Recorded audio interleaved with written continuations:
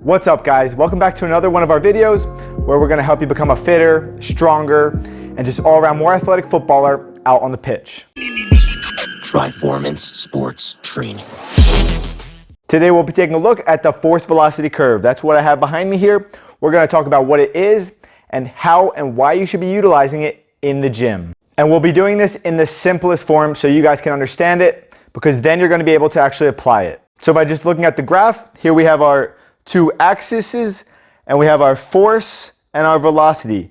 This line is going to show an inverse relationship between force and velocity. Along the line, we have our 5 points. At the top, we have our max strength, followed by our strength speed, peak power, speed strength, and maximum velocity or speed. The main goal of our gym training will be to shift that line to the right. That means we're getting stronger and faster.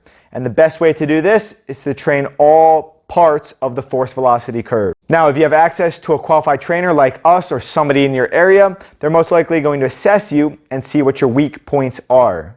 For example, if you're a very strong athlete but you're slow, then you probably need to focus more on that peak power down to the maximum velocity. I know many of you guys love to get into the gym and do our max lifts, lift very heavy. It's a bit of an ego thing. So a lot of you are probably training along this part of the force velocity curve. In high school and college, I was always training for max lifts. I was an ego lifter. So leave your egos aside. Let's train smart so we can become a better footballer. At the top, here at Max Strength, we're improving our maximum motor recruitment, our foundation, and down here at the bottom, max velocity, this is where we truly improve our rate of force development. Now we're going to dive deeper into each section so you know exactly how heavy a load you should be using, some exercise examples, and just more information on each portion along the line. A good load to use for max strength, that's going to be 90 to 100% of a 1 rep max. This is not sub-maximal, this is maximum intent, so we need to be going heavy. A good set and rep scheme is going to be 3 to 6 sets of 1 to 5 reps. Between each set, we're going to rest anywhere from 2 to 4 minutes. Good exercises for this section, that's going to be our compound exercises like squats, trap bar deadlift, bench press, heavy pull-ups, exercises like this.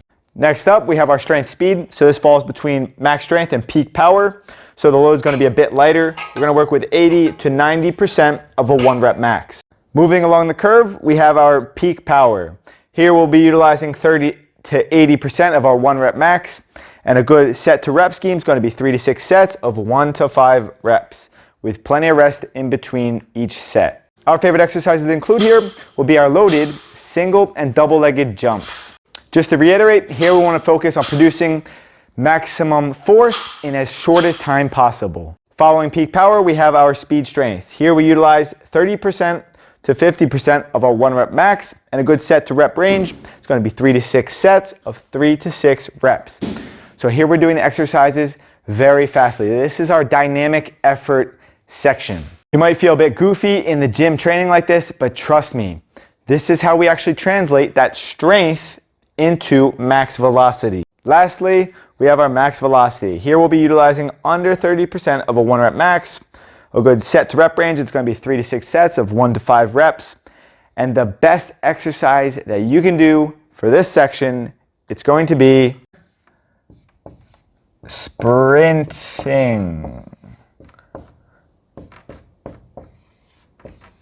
I wrote it up here in big print. We have sprinting. Draw an arrow down there so it looks a bit fancy, but sprinting is the best exercise that you can do to improve your max velocity. I just wanted to open up your eyes to all the different ways of training along the curve to help you become a better athlete. So if you can train all aspects along the force velocity curve, you're going to become a better footballer out on the pitch. So guys, if you have any questions, go ahead and write them down in the comments section below. If you like this type of video, smash that like button for us. And if you need us to help you program your workouts, head down in that description box and visit one of the links below. But you guys know what to do. Make sure you subscribe so you don't miss out on any of our content. Keep working hard, keep getting better. We'll see you in our next video.